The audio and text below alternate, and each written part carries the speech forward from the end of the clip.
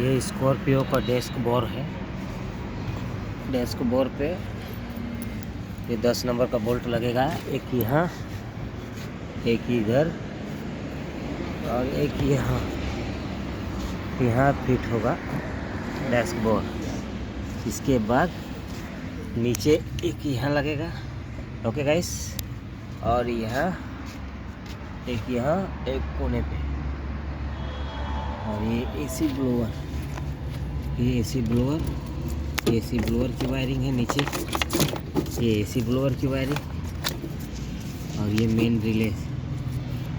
और यहाँ से एक एसी ब्लोअर का आएगा, यहाँ से सीधा ये स्टेट जो इसके बीच में लगेगा वो, और ये गेट और ये एम्पलीफायर और ये पूरी वायरिंग ये रेडियो का।